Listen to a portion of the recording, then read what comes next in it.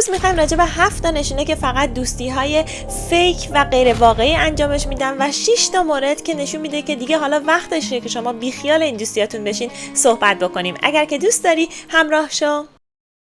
Welcome to Moji Talk. 7 موردی که دوستی‌های فیک و غیر واقعی انجامش میدهن. نکته اول، they talk about you behind your back، یعنی اونا پشت سرتون حرف میزنن. آیا متوجه این مسئله شدید که یکی از دوستاتون پشت سر شما شروع به حرف زدن میکنه و اسرار شما رو فاش و برملا میکنه؟ باید بهتون بگم که دوستی‌های واقعی این کارا رو انجام نمیدن. دوستای واقعی اعتمادی که بین شما و دوستتون هست رو خدشه‌دارش نمیکنن و نمیان پشت سر شما حرف نمیزنن و شما رو سرزنش و تحقیر نمیکنن، یا اینکه درباره شما شایعه پراکنی نمیکنن. نکته دوم، they throw you under the bus. وقتی شرایط سخت میشه، دوستای فیک تقصیرها رو گردن شما میندازن که بتونن خودشون رو نجات بدن. در واقع تو شرایط سخت اونا دست شما رو نمیگیرن و به شما کمک نمیکنن، به خاطر اینکه با خودشون فکر میکنن که شما و دوستی با شما انقدر براشون ارزشمند نیست که بخوان خودشون رو تو خطر بندازن. نکته شماره سوم، they constantly cancel on you، یعنی این دوستاتون به طور مداوما برنامه‌ها رو کنسل میکنن. تا حالا براتون پیش اومده که ماها یا برای بازه زمانی طولانی مدتی درگیر برنامه‌ریزی برای یک سفری یا یک موقعیتی باشین و در لحظه آخر دوستتون بهتون زنگ بزنه و بگه که من نمیتونم بیام و برنامه رو کنسلش بکنه؟ اگه که این اتفاق براتون افتاده، میخوام بهتون بگم که اون دوست یه دوست فیک هست و دوست واقعیتون نیست و شما ممکنه که اینو بعد از تجربه کردن بارها و بارها این اتفاق متوجهش بشید. نکته شماره 4، they exclude you from their plans. آیا تا حالا شده که این احساس رو داشته باشین که دوستاتون شما رو از برنامه‌های خودشون کنسل میکنن، یا اگر یه موقعیتی، برنامه‌ای، چیزی باشه شما رو در جریان نمیذارن و دعوتتون نمیکنن، حتی اگر شما اونها رو کامل در جریان زندگیتون قرار بدین یا حتی اگر به برنامه‌های مختلف اونها رو دعوت کنین، بازم این اتفاق متقابلا برای شما رخ نمیده. این دوستای فیک هستن که بهتره که ازشون فاصله بگیرید. شماره 5، they call you just to ask you for favors. تا حالا شده که این اتفاق براتون رخ داده باشه، یکی از دوستاتون بهتون زنگ بزنه و بگه که او سلام، چطوری، خوبی، رو به راهی، حالت خوبه، من یک لطفی رو میخوام که در حقم انجام بدی، آیا میتونی این کارو برام بکنی؟ میشه لطفا این کارو برام بکنی؟ خواهش میکنم، لطفا. براتون آشنا نیست؟ حالا همچین چیزی براتون رخ نداده؟ اگه دوستی دارین که فقط بهتون زنگ میزنه که یه درخواستی ازتون داشته باشه، اونم بعد مدت‌ها که ازش بیخبر هستین، این نشونه این هستش که اون دوستی یک دوستی فیک هستش. این دوستان وقتی که براشون اون درخواستشون رو انجام بدین، بلافاصله دیگه شما رو کامل فراموش میکنن و همه چیز به همون حالت قبل خودش برمیگرده. پس بهتره که از اینجور آدما فاصله بگیرید. نکته شماره 6، they give you backhanded compliments.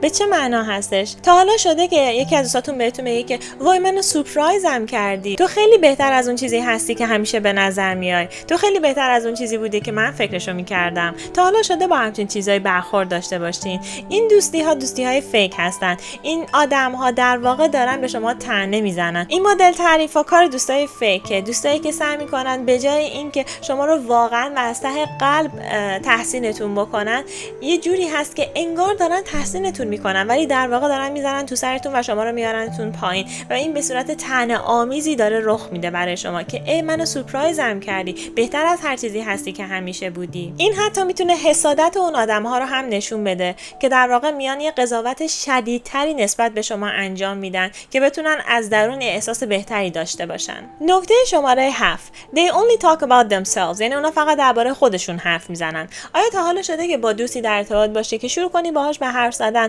منتها هر چیزی که میگی اون سریعا شروع کنه بحث و تغییر دادن راجع به این که آره برای خودش چه اتفاقی افتاده، اون چه شکلی با مسائل روبرو شده، انگار که اصلا اون حرفی که تو داری میزنی براشون اهمیتی نداره. اینجور دوست‌ها به اون چیزی که شما دارید دربارش صحبت میکنید اهمیتی نمیدن. در واقع این آدم‌ها افراد بی‌ملاحظه و خودشیفته‌ای هستن. اونها درباره چیزهایی که شما دارید در موردش صحبت میکنید اصلا اهمیتی نمیدن و ارتباطتون با اینجور آدم‌های ارتباط یک طرفه‌ای هست، در صورتی که اساس هر رابطه سالمی احترام، صداقت و اعتماد متقابله. ولی وقتی حرف از دوستی‌های فیک میشه، این مسائل توشون گمه. آیا شده که وقتی که من داشتم این 7 مورد رو مطرحش میکردم، فرد خاصی بیاد تو ذهنتون که بخواید به اون آدم فکر بکنید؟ میخوام بهتون بگم که بودن توی رابطه‌ای که با طرف مقابلتون یک دوست فیکی هست برای شما، یک دوستی تقلبی این وسط شکل گرفته، سخت‌تر از این هستش که بخواید اون رابطه رو ولش بکنید، چون در دراز مدت آسیب بیشتری رو به شما وارد میکنه.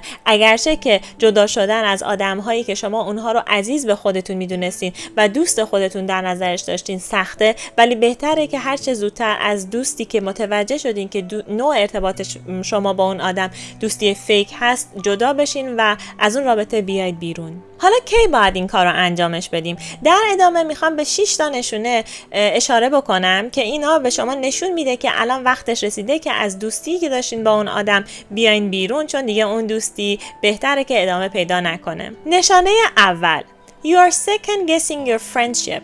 یعنی شما دارید درباره دوستیتون حدس میزنید و فکر میکنید که نوع این دوستی و این ارتباط اصلا چی هست، دوستیه، و دارید براش سعی میکنید که اسم پیدا بکنید. شما در حال حدس زدن درباره دوستیتون هستید. از خودتون میپرسید که اصلا هدف از این دوستی چیه؟ وقتی قبلا میتونستین خیلی راحت با اون آدم درباره مسائل مختلفی شروع به صحبت بکنید، الان انگار اون کار براتون سخت شده و دیگه حتی حرف زدن باهاش هم خیلی براتون راحت نیست. انگار همه چیز عجیب و غریب و اثر اجباره و از همنشینی با اون آدم دیگه لذت نمیبرید. مهم نیستش که چقدر شما بخواید به شرایط گذشته بچسبید، ولی عمیقاً در قلب خودتون میدونید که دیگه شرایط فرق کرده و مثل سابق نیست. نشانه دوم، You don't communicate anymore. یعنی دیگه با هم دیگه انقدر در ارتباط نیستید و حرف نمیزنید. یکی دیگه از مواردی که باعث پایان یافتن دوستی ها میشه اینه که بعد از یه مدتی راههای آدما از همدیگه جدا میشه. هر کس دنبال یه سری علاقه خاصی خودش میره و دیگه اصلا حرف و صحبتی برای به اشتراک گذاشتن باقی نمیمونه. اون وقتی که شما سعی میکنید و تلاش میکنید که فکر بکنید که همه چیز مثل سابقه، در صورتی که اینطور نیست. شما ممکنه که با اون آدم دیگه اصلا خیلی در ارتباط نباشید، ماها حتی سالها با همدیگه خیلی ارتباطی نداشته باشید و کار به کار همدیگه نداشته باشید، ولی در این توهم این به سر ببرید که آره دوستیتون مثل دوستی سابقه که داشتید هست، در صورتی که اینطور نیست. یا حتی ممکنه که تلاشی برای داشتن ارتباط با اون آدم صورت نگیره، نه از سمت شما نه از سمت دوستتون. اون وقتی که کار این رابطه به پایان خودش داره نزدیک میشه و در واقع دوستی نیست. نکته شماره 3، You want different things. یعنی شما چیزهای مختلفی از زندگی میخواید.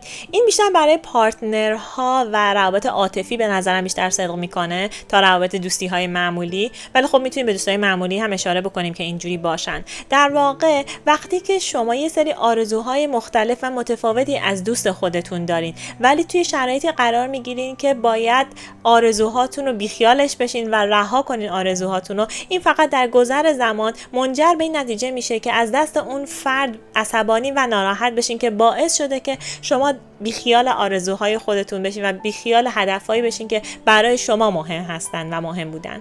نشانه 4، You have found other friends. یعنی شما دوستای دیگه‌ای رو پیدا کردید. اگر آدم‌های دیگه‌ای رو پیدا بکنید که همنشینی با اونها به شما لذت بیشتری میده و بیشتر احساس خوشایندی دارید و از زمانتون لذت میبرید، در مقایسه با زمانی که در کنار دوست صمیمیتون هستید، این نشان دهنده این هست که ارتباط شما با دوست صمیمیتون داره به یک راه دیگه میره و و شاید داره به آخرای خودش نزدیک میشه. این به این معنا نیستش که دوستی های جدید، آدمای جدید واو چقدر خوب هستن، چقدر عالیان و اینا، و دوست قدیمیتون چقدر اوضاعش خراب، چقدر دوستی باهاش بده و اینا. نه، به این معنا نیست. فقط به این معنای هستش که اون دوستی، اون فردی که به عنوان یک دوست صمیمی میشناختین و توی زندگیتون بوده، دیگه اون رابطه صمیمی مثل سابق نیست و میتونه اون اندازه و درجه اون فرد در زندگی شما کم رنگ تر شده باشه. نشانه 5، They have broken your trust. یعنی اینکه اعتماد شما شکسته شده و از بین رفته. نشانه یک رابطه سالم اعتماد داشتن و احترام متقابله. اگر اعتماد شما از بین بره و یا در طی دوستی که با دوستتون داشتین حرفایی و کلماتی گفته بشه یا کارهایی انجام شده باشه که دیگه نشه اونها رو پسش گرفت، نشه اون خاطرات رو فراموش کرد، این نشون دهنده آسیبی هستش که به اعتمادی که بین شما دوتا بوده وارد شده و دوستی میره تو مرحله‌ای که کم کم کم رنگ و کم رنگتر میشه و وقت اون میرسی که کم کم باش خداحافظی بکنید. این به این خاطر هستش که از مهمترین رکن داشتن یک رابطه سالم اعتماد متقابل هستش. نکته شماره 6، You are the one holding on.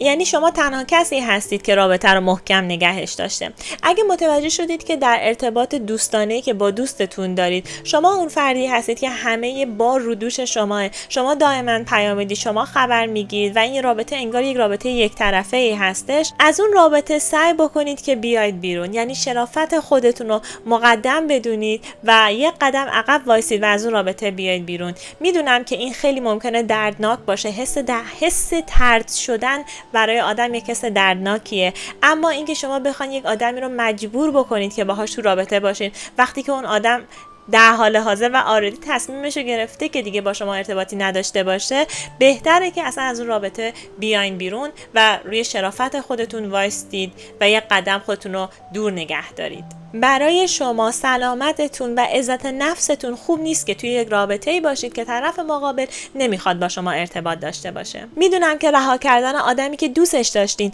پارتنرتون یا دوست صمیمیتون، میتونه از یکی از سخت‌ترین تصمیمات توی زندگی شما باشه، اما بهتر که این تصمیم رو بگیرید و به خودتون اعتماد داشته باشید. در واقع ممکنه که این تصمیم شما رو توی یک سیکل خشم و انکار رو نپذیرفتن و اندوه قرار بده، اما این شرایط و گذر از اون شرایط به مراتب بهتر از این هستش که بخواید تو رابطه‌ای باشین که طرف مقابل دوست نداره با شما ارتباط داشته باشه. اشکالی نداره بعضی از آدما میان تو زندگی ما که توی بخشی از زندگی ما حضور داشته باشن و بعد از اون میرن بیرون و ما باید با آدم‌های دیگه‌ای مواجه بشیم. در واقع اساس رشد کردن و بلوغ فکری همین هست که شما خودتون رو درگیر گذشته سختی که توش بودین قرار ندین و آینده و حال رو بیشتر درکش کنین. اینجوری هست که میتونین رشد کنین و به موفقیت‌های بیشتری برسید.